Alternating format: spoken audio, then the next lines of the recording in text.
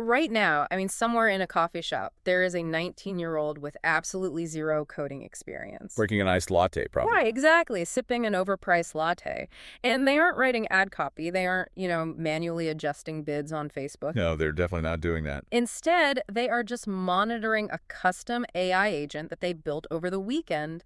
And while they sip that latte, that agent is autonomously generating like 50 different ad variations. It's launching them across 3 different platforms, too. Yes.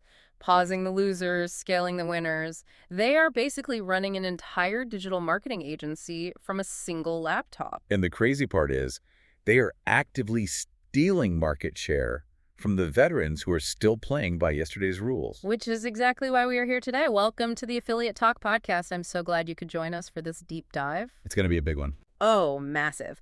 Today, we are answering the single question that is keeping every media buyer, brand owner, and performance marketer awake at night.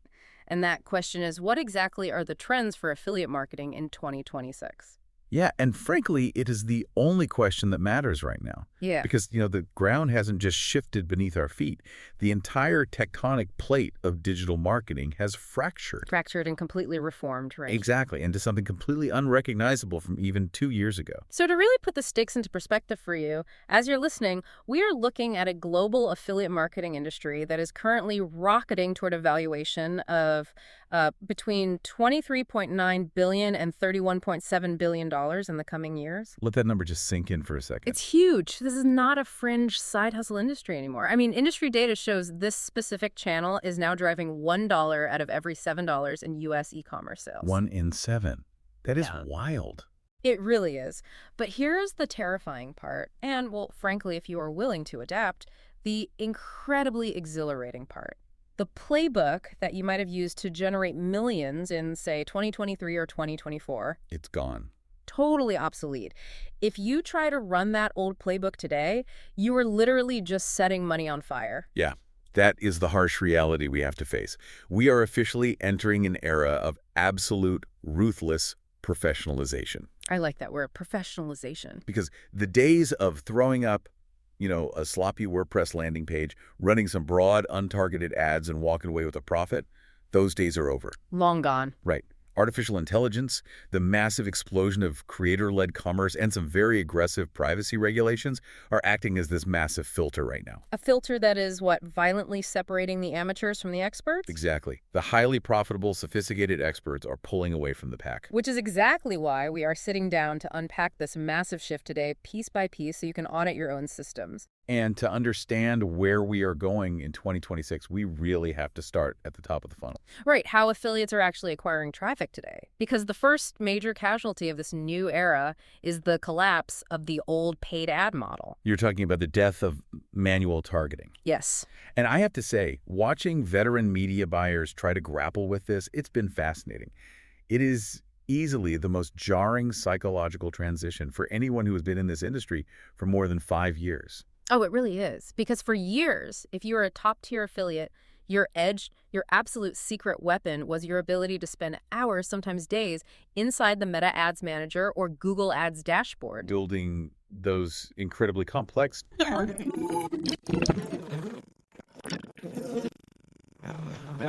excluding certain behaviors, building these hyper-intricate lookalike audiences. You felt like a digital sniper. You really did. But looking at the numbers from recent market analysis, that manual, hyper-specific approach isn't just ineffective anymore. It is actively destroying campaign profitability.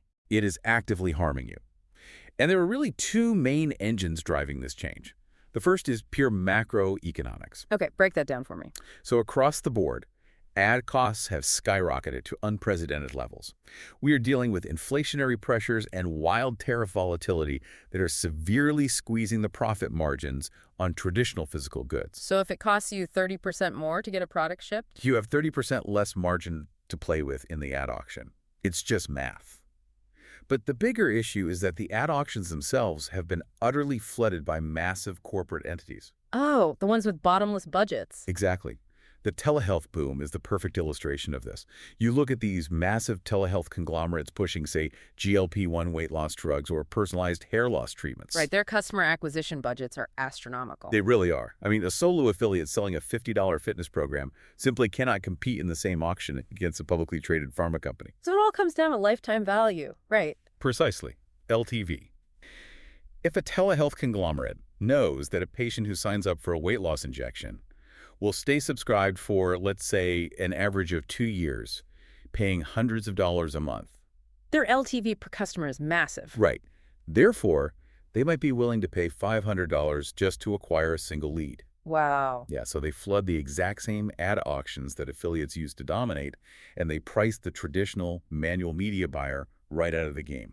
That makes total sense, but there is a second reason, right? Yeah, and it's arguably a much more profound reason that manual targeting is dead.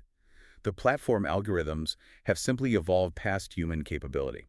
I want to talk about this because this is where the ego of the media buyer really gets bruised. Oh, heavily bruised. Think about it like this. Manual targeting today, it's like hiring the most experienced elite taxi driver in New York City, getting in the back seat, and then micromanaging every single turn they make based on a printed Thomas Guide map from 2018. That is a perfect analogy.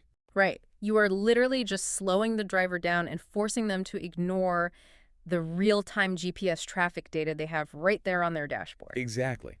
The machine learning models driving these platforms today are processing millions of behavioral signals in real time. Millions of them. Yes.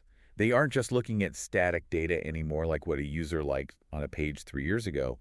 They are looking at granular micro behaviors. Like what specifically? Like how long does a user let their thumb hover over a specific shade of blue on a graphic? Wait, really? It tracks that? Absolutely. Or do they tend to make impulse purchases at 11:30 p.m. on Thursdays? Do they unmute videos that feature fast-paced editing versus slow cinematic shots? That is wild. The algorithm is synthesizing all of that instantly to find buyers with a level of precision that a human manually clicking checkboxes could never achieve. So that's why broad targeting is winning. Yes. Stripping away all your manual rules and giving the algorithm maximum room to explore is now the definitive winning strategy. Okay, but I have to push back hard on this. Yeah, let's hear it. Because if the playbook is now just set it to broad and let the algorithm do the work, and every single one of my competitors is doing the exact same thing, aren't we surrendering our only competitive advantage? I hear that all the time. I mean, if the AI is driving the car for everyone, how does a specific affiliate actually win an auction? That is the core dilemma for marketers transitioning into this year. But the edge hasn't disappeared. It has just completely shifted its location. Okay, so where is it now? The battle is no longer about who you target. The battle is entirely about what you show them. The creative asset itself has become the targeting mechanism. Let's make sure that's crystal clear for you listening. The creative is the targeting. Exactly. The underlying mechanics of the auction have flipped. Current trends indicate the creative assets now dictate over 56% of all auction outcomes. 56%. Right. The algorithm doesn't look at your audience settings to find buyers. It looks at your image or your video. So how does that actually play out in the platform? Let's say you launch a video ad that opens with a very specific, visceral hook addressing chronic joint pain for long-distance runners. Okay. The algorithm takes that video, rapidly tests it on a small sample size, and watches who stops scrolling. It's essentially fishing for engagement. Yes. Once it identifies the behavioral profile of the people who resonate with that specific pain point, it autonomously goes out and hunts down millions of other users with that exact same profile. So the content of the ad does the filtering, not the media buyer. Precisely. Which means the machine is incredibly hungry. Right, because if the algorithm relies entirely on the creative to find the buyers, you can't just feed it one good video and expect it to run for 6 months. Not anymore. And this brings us to a massive operational shift, the creative volume game. And this is the graveyard for so many legacy affiliates right now. Creative fatigue isn't just a minor annoyance. It is the single biggest bottleneck in digital advertising today. The drop-off is brutal. I was looking at a breakdown the other day, and the numbers are terrifying. Your click-through rates can plummet by up to 50% after a specific ad has been seen just 4 times by your target audience. 4 times? That's nothing. I know.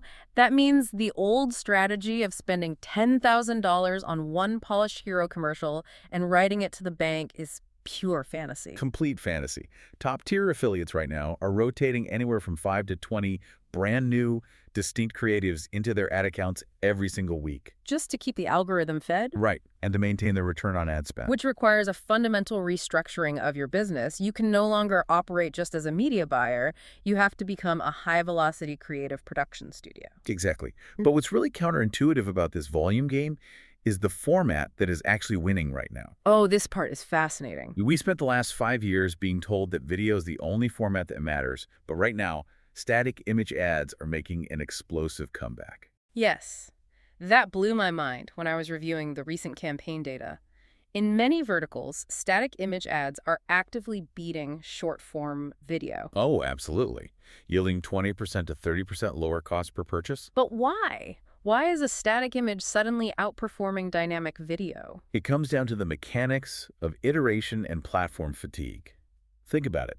If you need to produce 20 high-quality variations a week to beat creative fatigue, video presents a massive production bottleneck. Right, you need scripts, actors, lighting, editing, sound design. It's a huge lift. But with images, you can achieve massive scale instantly. You can take one core visual concept and within an afternoon spin up dozens of variations. Just tweaking the elements. Exactly. You change the headline, you swap the background color, you test a red border versus a green border, you change the call to action text. So you can rapidly test 40 different psychological hooks at a fraction of the cost and time it takes to render one new video. And the algorithm tests them all, discards the losers in hours, and pushes the winners. But obviously, video isn't dead. No, not at all. It's just that when we do use video, the aesthetic standards have completely inverted. Yes, the polished stuff is dying. If you launch a polished, studio-quality commercial with perfect lighting and a booming voiceover, the modern consumer instantly scrolls past it. They have developed total blindness to high production value because it signals to their brain, this is an ad. Right. Instead, user-generated content, or UGC, is dominating everything. Industry data shows the UGC market has exploded into a $7.6 billion industry. And that's primarily because almost 88% of shoppers admit they make purchasing decisions based on recommendations from influencers or just everyday people. Consumers are craving authenticity. They really are. They want raw, unpolished, native-looking content. They want a video shot on a shaky iPhone in someone's messy kitchen, because it feels real. And this desire for the real has completely flipped the influencer hierarchy upside down. Oh, totally. We used to think the ultimate goal was getting a mega influencer or someone with 5 million followers to hold up your product. Right, but the math on that doesn't work anymore. The engagement rates on those mega accounts are abysmal. Because the audience knows the influencer is being paid $50,000 for the post. Exactly. Instead, the real money is flowing to nano-influencers. And these are creators with fewer than 5,000 followers, right? And current trends indicate a staggering 18-to-1 return on investment for nano-influencer content. Wow. Compare that to a measly 5-to-1 ROI for the massive celebrity accounts. Okay, let me stop you there because this presents a huge logistical nightmare. How so? Well, if I am listening to this and I realize I need 20 new video ads every week and they all need to feature different, authentic, everyday people, nano-influencers, how do I actually pull that off? It's a challenge for sure. I mean, I don't have the time to negotiate contracts with 20 different creators a week. How does a solo operator or a small team achieve this authenticity at scale without a massive Hollywood production coordinator? It is the great paradox of our current landscape, right? Engineering genuine authenticity on a mass scale. But the way top affiliates are solving this is by changing their relationship with the creator economy. Okay, so what are they doing instead? They aren't doing traditional influencer marketing where you pay for a shout out to their specific audience. Instead, they're utilizing specialized micro-creator networks. So they are buying the content, not the audience. Exactly. That is the critical distinction. Yeah. You approach a nano-influencer not because you want to reach their 2,000 followers, but because you want their face, their voice, and their kitchen. Right. You pay them a very affordable flat rate, typically around 150 pounds to 212 pounds per video. But the contract stipulates that you are purchasing the full commercial rights to that video. You own the asset in perpetuity. So the creator shoots the video, sends you the raw MP4 file, and they don't even have to post it on their own page. Correct. You take that authentic raw video, you load it into your own ad account, and you use broad targeting to let the Meta or TikTok algorithm amplify that authentic voice to millions of strangers. You are essentially using real humans to farm highly effective ad creative. Because at the end of the day, people buy from people, not polished corporate robots. But let's be real about the workload here. We are talking about running broad algorithms, iterating dozens of static images, sourcing 20 UGC videos a week, negotiating those rights, and tracking the ROI across it all. It's a lot. If you try to do this manually, you will burn out in a month. Which brings us to the real secret weapon of 2026. Yes, the AI integration. Right. The affiliates who are actually surviving and scaling right now aren't working 100-hour weeks.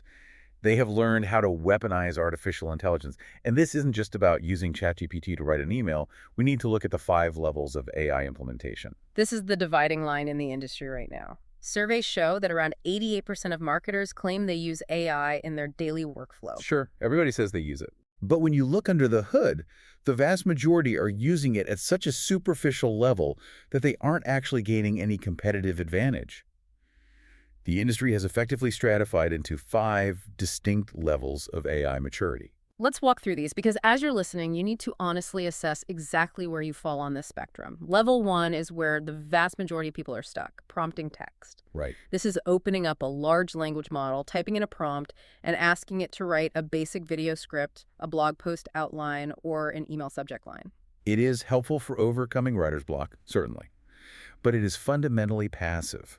You are essentially treating the most advanced technology in human history as a slightly faster typewriter. Right. It saves you 20 minutes, but it doesn't scale your business. Then we move to level 2, diffusion models. This is the visual side. Right. This is where affiliates are using tools like Midjourney or Adobe Firefly to generate images, audio clones, or visual assets. This is exactly how they are solving that image ad volume problem we just talked about. You use level 2 AI to generate 40 different ad variations in an hour without ever opening Photoshop. Which is a massive leap in productivity. Right. You've completely eliminated the graphic designer bottleneck. But it gets deeper. Much deeper. Level 3 is where the real paradigm shift begins. Level 3 is the integration of connectors and the Model Context Protocol, or MCP. Okay, that sounds like deep developer jargon. What does MCP actually look like for a marketer in practice? Break down the mechanics of that. Sure. At levels 1 and 2, the AI operates inside a sealed box. It only knows what you type into the prompt box, and its knowledge is cut off at whatever date it was trained. Right, it doesn't know what happened yesterday. Exactly. But at level 3, using MCP, you are knocking a hole in that box and running a live pipe directly into your external data sources. You are allowing the AI to perform a secure API handshake with your live software. Okay, give me a tangible example. How does an affiliate use that? Let's say you rely on SEO. Instead of manually exporting a CSV file of keyword search volumes from a tool like Ahrefs or SEMrush, and then pasting that into ChatGPT to ask for strategy. Which takes forever. Right. Instead of that, you use an MCP connector. Your AI is directly linked to your live SEO analytics tool. Oh, wow. So you ask the AI, what are the emerging gaps in the pet tech market today? The AI reaches out through the connector, pulls the live, real-time search volume data for the last 24 hours, analyzes your competitors' current rankings, cross-references that with your existing content, and instantly generates a highly specific content strategy based on live market conditions. That is insane leverage. You're turning the AI into a data analyst that works at the speed of light. The AI is no longer guessing. It is acting on real-time intelligence. But it goes even further. Level 4 is a concept called vibe coding. And I love this term. It sounds ridiculous, but the implications are staggering. Vibe coding essentially means using natural language AI to build custom mini applications, even if you don't know how to write a single line of Python or JavaScript. It is the democratization of software development. You aren't just using tools anymore. You are building bespoke software to eliminate your specific bottlenecks. Right. So practically, a marketer who has never coded can use an AI assistant and simply type, I need a script that connects to my landing page builder. I want it to take my winning page, automatically generate 100 different headline variations based on psychological urgency, create a split test for each one, and push them live to my server. And the AI just does it. The AI writes the code, debugs it, and deploys it. You are building custom infrastructure with plain English. It's incredible. Yeah. And that leads us to the absolute pinnacle of current marketing technology. Level 5, agentic workflows. Autonomous AI agents. Exactly. This is the holy grail. At levels 1 through 4, you are still the operator. You are prompting the AI to do a specific task. At level 5, you stop giving the AI tasks and you start giving it goals. Yeah. You deploy an autonomous agent to manage a complete multi-step process. See, that's the part that terrifies me. A lot of people feel that way. Wait, Exactly. The AI agent monitors this 24/7, polling the API every few minutes. While you are sleeping, it is ruthlessly pruning your losing ads and reallocating budget to the winners based on cold, hard math. to put this into perspective, most marketers are stuck at level 1, treating AI like a fancy calculator. But AI shouldn't just be a tool to take you from 0 skills to basic competency. Right, it's not a crutch. It's not about going from a 0 to a 1.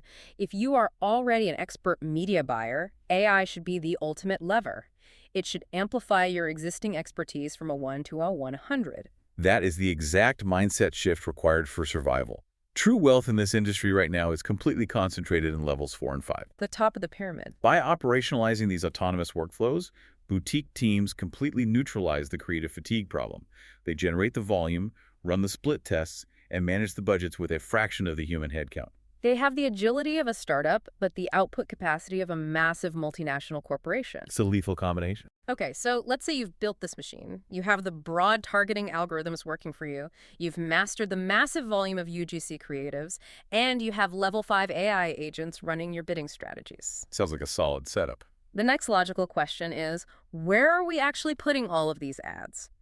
Because we established earlier that Google and Meta are getting prohibitively expensive due to corporate competition. They are. Which brings us to the fourth major shift we need to explore: the migration towards specialized traffic networks and the terrifying rise of compressed commerce. The rising costs on the primary Tier 1 platforms are forcing a massive migration. Smart affiliates are not just accepting lower margins on Meta, they are actively seeking out new frontiers where costs are lower, but scale is still fundamentally achievable. We are seeing massive ad budgets being reallocated towards specialized boutique or secondary ad networks. I'm talking about platforms like Newsbreak, Snapchat, Rumble, Taboola, and Rev content. Yeah, the secondary tier. Now, obviously, these networks might not have the billions of daily active users that Meta has, but why are affiliates finding so much success there right now? It comes down to the synergy between AI creative generation and native ad formats. In the past, creating highly specific, native-looking ads for a platform like Taboola or Rev content was tedious. Yeah, you had to manually crop images, write clickbaity headlines, test them endlessly. It took forever. Yeah. But now, because affiliates have level 4 AI workflows, they can instantly format their winning concepts for these secondary networks. Oh, that makes sense. And because the corporate monoliths haven't fully saturated these secondary networks yet, the cost per click, the CPC, is a fraction of what you pay on Google. So the margins are huge. Yes, you get access to highly engaged specific demographics like older, higher-income readers on Newsbreak or younger, impulse-driven users on Snapchat at incredibly favorable margins. But the platform itself is only half the story. The very nature of how a consumer physically buys something on their phone is fundamentally changing. We have to talk about the compressed funnel. This is a game changer.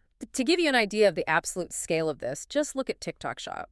They pulled in roughly £100 million during the Black Friday period alone. 100 million. That single data point proves that the old, classical way of thinking about the buyer's journey is totally dead. Traditionally, we thought of the marketing funnel in distinct, drawn-out stages, often taking place across multiple days, multiple devices, and multiple websites. Right. The discovery phase happens on Tuesday when they see a Facebook ad. The consideration phase happens on Thursday when they remember a product, Google the reviews, and read a blog post. And the purchase phase finally happens on Saturday when they sit down at their desktop computer, pull out their credit card, and buy it directly from the brand's website. But social commerce has violently compressed that entire timeline. Discovery, consideration, and purchase now happen in seconds, entirely within the walled garden of a single app. You are swiping through short-form video on your phone. You see a creator using a cool kitchen gadget. You tap the little shopping bag icon on the screen. Apple Pay scans your face for biometric approval, and the product is shipped. The entire funnel took 6 seconds. And live commerce, which industry data shows is growing at around 36% year over year, is pushing this even further. It relies on the intense, immediate urgency of a live stream to drive impulse buys. Exactly. I have to pause and ask the cynical question here, though. Go for it. If someone goes from seeing a product for the very first time to completely checking out in 6 seconds on a live stream at 11 p.m., aren't those incredibly low-quality buyers? As an affiliate, aren't you just going to see massive chargebacks and refund rates from people waking up the next day regretting their late-night impulse purchase? It's a very logical concern, and impulse certainly plays a heavy role in this ecosystem. However, the raw data tells a surprisingly different story. Yes, this mobile-first, compressed social commerce approach is actually achieving conversion rates roughly 3.2 times higher than traditional desktop, multi-step strategy. Wait, ew. 3.2 times higher. How? Because you have entirely removed the friction. Every time a user has to click a link, wait for a new browser window to load, type in their email, and manually input a 16-digit credit card number, you lose a massive percentage of your buyers. Right, they get distracted or frustrated. By compressing it into a biometric double-click inside the app, the conversion rate skyrockets, and the overall volume of sales more than makes up for any slight increase in return rates. The real challenge in 2026 isn't the quality of the buyer. The massive existential challenge here is for the affiliate program managers. Walk me through the back-end nightmare of this. Why do affiliate managers hate compressed commerce? Because all the traditional affiliate tracking software and commission structures were built for that old multi-day, multi-website funnel. If discovery and conversion happen simultaneously inside TikTok or Instagram's native checkout system, traditional affiliate tracking links are completely bypassed. Because there's no URL to click. The affiliate link never gets clicked, so the cookie never drops. Program managers are having to completely tear down their tech stacks and restructure how they attribute sales. They have to integrate directly with social media APIs to ensure the creator who sparked that instantaneous compressed purchase actually gets paid their commission. Which is a perfect segue into the organic side of the industry. Because while paid social traffic is becoming instant and hyper-compressed inside these apps, organic search traffic is experiencing a total fundamental reinvention of its own. If you rely on SEO, pay very close attention to this next shift. We're talking about the rise of GEO, AEO, and the voice search revolution. Right, generative engine optimization and answer engine optimization. If your entire business model relies on writing 3,000-word blog posts and hoping to rank on page 1 of Google, you are in serious trouble. Traditional search engine optimization, SEO, is rapidly being cannibalized. The behavioral shift here is staggering. Recent analysis reveals that between 40% and 55% of consumers are now bypassing traditional search engines altogether. Half the market. When they want to buy something, they aren't typing it into a search bar and scrolling through blue links. They are asking AI tools like ChatGPT or Perplexity to do the research for them and give them a definitive recommendation. And alongside that, voice search has finally reached its critical tipping point. Yeah, I think the number is over 8.4 billion voice-enabled devices in use globally right now. And we have to understand that user behavior on voice search is structurally different from typing. How so? When you type on a keyboard, you are trained to use stilted, truncated keywords. You type, best running shoes, flat feet. But when you speak out loud to an assistant in your kitchen or your car, the queries become conversational, natural, and much longer, usually between 4 to 7 words. Like, what are the best running shoes for flat feet under $100? Exactly. And the most crucial difference is the output. Voice search demands a single, definitive spoken answer. Right, there is no page 2 of Google on a smart speaker. Exactly. The AI reads one answer aloud. You either win that singular spot, what the industry calls position 0, or you effectively do not exist. Wow. Win position 0 or you don't exist. And the technical requirements to win that position 0 are ruthless. The AI engines are filtering out millions of sites before they even look at the content. Just based on tech specs? Yes. First, voice search results load roughly 52% faster than average web pages. We are talking about a load time of around 4.6 seconds or less. If your site code is bloated, the AI skips you. Just moves on to the next one. Furthermore, structured data, specifically schema markup, is no longer just a best practice. It is absolutely mandatory. Let's demystify that for a second. Explain exactly what schema markup is and how an AI actually reads it. Think of schema markup as a translation layer, specifically designed for artificial intelligence. It is invisible code embedded in the back end of your website that explicitly categorizes your content. Without schema, an AI crawler looks at your page and just sees a wall of text. She has to guess what the numbers mean. 99 the price, the weight, the model number. It doesn't know. With schema markup, you are putting a digital neon sign over specific elements. You are explicitly telling the AI, This text right here is a verified customer review. This number is the price in US dollars. This specific paragraph is the direct answer to a frequently asked question. So by serving the data on a silver platter, the AI can read your site perfectly. Right. It trusts the data and confidently extracts your content to read aloud to the user. But if I'm an affiliate, this raises a massive glaring red flag. The zero-click problem. Yes. If ChatGPT or a voice assistant is just reading my hard-earned, perfectly optimized answer out loud to a user while they cook dinner, how do I actually get the click? How do I earn my affiliate commission if the user gets their answer and never physically visits my website? Welcome to the era of the zero-click search. This is the reality of AEO, and it requires a complete inversion of your content strategy. You can no longer write a rambling 2,000-word article, hide the actual answer in the 10th paragraph, and bury your affiliate links at the bottom, hoping the user scrolls down. The AI will penalize you for that. You have to adopt the answer-first methodology. Walk me through how you actually write an answer-first piece of content. You structure your page like an inverted pyramid. You provide the concise, direct, perfectly formatted answer to the user's specific question immediately, usually in the very first 40 words of your content. Just give it away right at the top. You give the AI exactly what it needs to instantly satisfy the voice query. But here's the trick. Below that concise answer, you build out incredibly comprehensive topic clusters.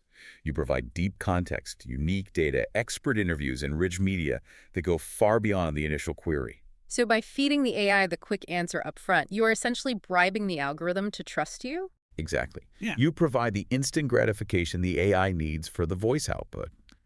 But because of the depth of your content below it, the AI recognizes your domain as the definitive foundational source on the topic. Okay, so how does that translate to clicks? If you become the trusted source, you start earning explicit AI citations. When an AI generates a response, it will footnote your site as the authority. Users who want to actually view the product, compare specs, or make a purchase will click through those specific citations. Oh, I see. Your ultimate goal is no longer to trick a human searcher into clicking a link. Your goal is to become the trusted advisor to the AI, so that the AI advises the human to buy from you. That is a massive paradigm shift. Okay, so we know how to run the broad ads, we know how to produce the UGC volume, we are coding custom AI agents, and we are optimizing our site architecture for voice search citations. But what are we actually selling? The products. Right, what products are actually generating the highest payouts in this complex new landscape? That brings us to the next vital area, the most profitable niches for 2026. If you aggregate the data from the highest earning affiliates across the globe, a very distinct pattern emerges. The days of making a living selling $10 phone cases are over. Those margins are dead. The most profitable niches today all share one of two core financial models. They either offer subscription-based recurring revenue, or they are high-ticket, massive one-off purchases. Let's break down the heavy hitters. First up, obviously, is AI SaaS software as a service. Every small business on Earth is desperate to integrate AI tools to cut costs. And the beauty of SaaS affiliate programs is that they usually pay 20% to 50% in recurring monthly commissions. It's beautiful. You acquire the customer once, and you get paid every single month for as long as that customer keeps their software subscription active. It is the holy grail of affiliate income because it builds compounding passive wealth. Next, we are seeing explosive growth in direct-to-consumer health and biohacking. Consumers are taking their healthcare into their own hands. We are talking about high-end smart wearables, sleep trackers, the GLP-1 weight loss drugs we mentioned, NAD+ longevity supplements, and personalized subscription-based hair loss and skincare treatments. Then there is the absolute juggernaut, casino and sports betting. This niche is massive, specifically because of the revenue share models. Explain how a rev share model actually works mechanically for an affiliate in the casino space. In a standard affiliate deal, you get a one-time cost per action, say $50 for getting someone to sign up for a credit card. Yeah. In a casino revenue share model, you don't just get a flat fee. You get a percentage of the platform's lifetime revenue generated from that specific user. Lifetime. Yes. If you refer a player and they gamble on that app for the next 5 years, you receive a cut, often 20% to 40% of their net losses every single month for life. The lifetime value of a whale in the casino niche is staggering, which is why affiliates fight so hard for that traffic. And rounding out the top-tier list, we are seeing huge volume in pet tech. People are obsessed with spending money on smart collars with GPS, automated microchip feeders, and pet DNA kits. Don't forget personal finance. Lead generation for debt consolidation or high-yield savings accounts can pay $50 to $300 just for a qualified email submission. Then there's green energy solar installations, e-learning and high-ticket courses, cybersecurity VPNs, and finally, performance e-com, which includes premium, high-margin gadgets like wireless security camera systems or high-end orthopedics. Wait, I need to pause and go back to that D2C health and telehealth trend for a second. And medical stuff. Yes. You mentioned weight loss drugs, longevity supplements, personalized medicine. It sounds incredibly lucrative. The LTV is huge. But aren't there massive existential, legal, and compliance risks promoting medical products online? You are absolutely right to highlight that, and it cannot be understated. The regulatory environment around health supplements and telehealth is incredibly hostile. Regulators are actively hunting down deceptive marketing practices. If you use a level 1 AI to write a blog post that makes unverified health claims about a supplement curing a disease, you won't just get banned from Meta. You will face severe financial penalties and aggressive federal settlements. So if the risk of federal action is that high, why are the smartest affiliates flocking to this exact niche? Because the sophisticated players view that massive compliance risk not as a constraint, but as a protective moat. A moat, like around a castle. Explain that psychology. Let's invent a scenario to illustrate this. Yeah. Imagine a basic e-commerce vertical, like selling cheap sunglasses. Anyone with an internet connection can spin up a Shopify store and launch a Facebook ad in 10 minutes.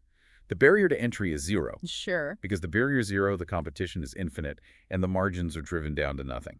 Now look at a product like NAD plus longevity supplements. To run ads for that legally, you might have to spend 6 months and $15,000 on specialized healthcare lawyers to meticulously draft 10 sentences of perfectly compliant, pre-approved marketing copy. You have to build rigorous legal disclaimers into your tracking links. Which sounds like a nightmare. It is a nightmare for an amateur, but for the professional, it's the moat.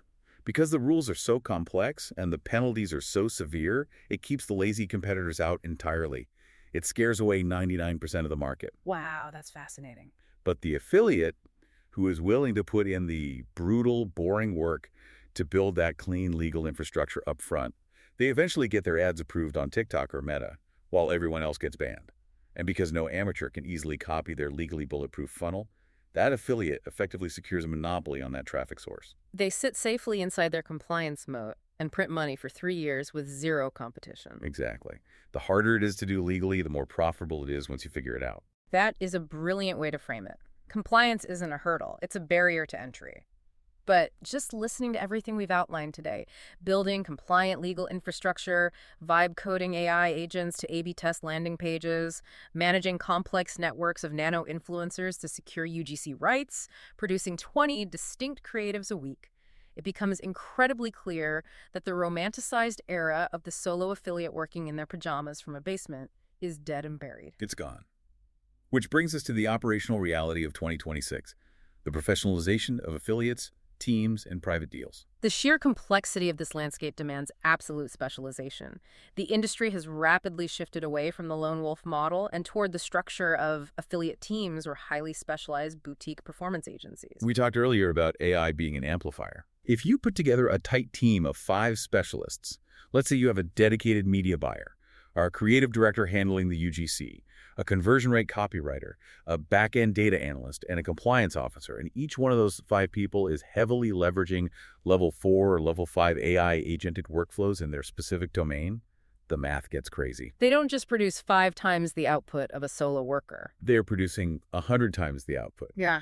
They achieve a velocity in split testing, creative rotation, and campaign scaling that a solo affiliate simply cannot physically match no matter how hard they work. And the massive global brands are acutely aware of this professionalization. They're watching these highly sophisticated AI-leveraged teams operate, and they're reacting by fundamentally changing how they distribute their affiliate budgets. We are witnessing a massive structural shift away from open-to-the-public affiliate networks in favor of private deals and whitelisted exclusivity. The data backing this up is wild. I saw an analysis indicating that a shocking 35% of total platform revenue in the affiliate space now comes from unlisted, uncategorized offers. 35%. These are incredibly lucrative deals negotiated completely behind closed doors, via private Slack channels or at in-person masterminds that the general public never even gets to see. Brands have fully embraced the Pareto principle, the 80-20 rule, or More accurately, in 2026, the 991 rule. Right.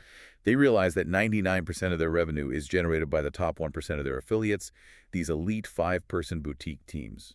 So they ask themselves, why are we dealing with the massive administrative overhead, the constant fraud risks, the trademark bidding violations, and the spammy, low-quality traffic associated with managing 10,000 amateur affiliates on a public network? They are just shutting the doors. They're actively identifying the top boutique teams, pulling them off the public networks, and offering them exclusive, higher-paying rights to promote their products. So the whole industry is maturing from a cheap transactional model into genuine high-level B2B partnerships. It is no longer just logging into a random dashboard, grabbing a generic tracking link, and throwing up a native ad. Far from it.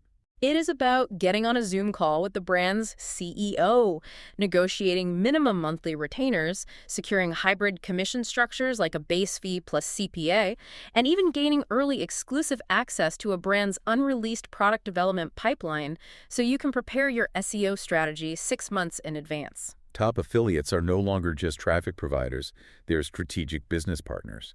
If you are listening to this deep dive right now and you want access to the best converting, highest paying offers in the world, you cannot hide behind an anonymous avatar on a forum anymore. You have to step out into the light. You have to network, you have to attend the major industry conferences, shake hands, look affiliate managers in the eye, and mathematically prove to them with your data and your compliance infrastructure that you can bring high volume, high quality, legally bulletproof traffic. Your professional reputation and your network are now your most valuable, uncopyable assets, which perfectly sets up the final massive hurdle we need to cover. Because if you have successfully navigated all of this, if you have these complex, exclusive, private deals and your traffic is crossing multiple platforms and devices, how are you tracking it? Right. Let's say a customer discovers the product on a nano-influencer's TikTok live stream. Then they do some research via an AI voice search in their car. And 2 days later, they finally click a retargeting image ad on a boutique native network to buy the product. Exactly. How on earth is anyone accurately tracking who actually gets paid the commission? This is the data tracking and attribution squeeze. This is the invisible technical crisis underlying everything we have discussed today. The fundamental architecture of digital tracking is crumbling. Nearly 70% of platforms and browsers are actively ditching cookie-based tracking. The pixel is dead. The cookie is dead. They are entirely obsolete. The rollout of aggressive privacy-first regulations like GDPR in Europe and CCPA in California, combined with Apple's iOS privacy updates and browser changes, means the old way of tracking a user across the internet is broken. And because the cookie is dead, traditional last-click attribution is officially dead alongside it. Let me use a sports analogy to explain why last-click attribution was always fundamentally flawed and why its death is actually a good thing. I love sports analogies. Go for it. Relying on last-click attribution to pay your affiliates is like giving the MVP trophy to the basketball player who scored the final easy layup of the game, while completely ignoring the point guard who ran the entire play, dodged 3 defenders, and made the perfect impossible assist. That's brilliant. Last Click ignores the top-of-funnel affiliate. It ignores the nano-influencer who spent an hour warming the customer up, educating them on the product, and building trust, simply because the customer eventually clicked a generic branded search ad 3 days later to make the final purchase. It's incredibly unfair, and it actively disincentivizes affiliates from driving that crucial top-of-funnel discovery traffic. So the mandatory solution for any brand in 2026 is robust, privacy-compliant, multi-touch attribution. Brands must implement server-to-server, or S2S tracking. Let's get technical for a minute. Explain the exact difference between the old client-side pixel tracking and this new server-to-server tracking. How does S2S bypass an ad blocker? In the old model, client-side tracking relied on a fragile piece of code, the cookie being downloaded and stored inside the user's web browser on their physical device. If the user cleared their cache, used an ad blocker, or simply switched from the browser on their phone to the browser on their laptop, the cookie was destroyed or orphaned, and the tracking chain broke. The affiliate lost the sale. Server-to-server tracking entirely bypasses the user's browser. It happens deep on the back end. When a user clicks your affiliate link, the affiliate network server generates a unique click ID. Okay.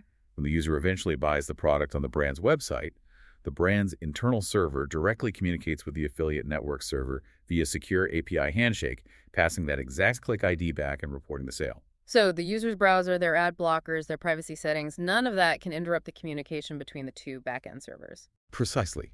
It is infinitely more accurate and resilient.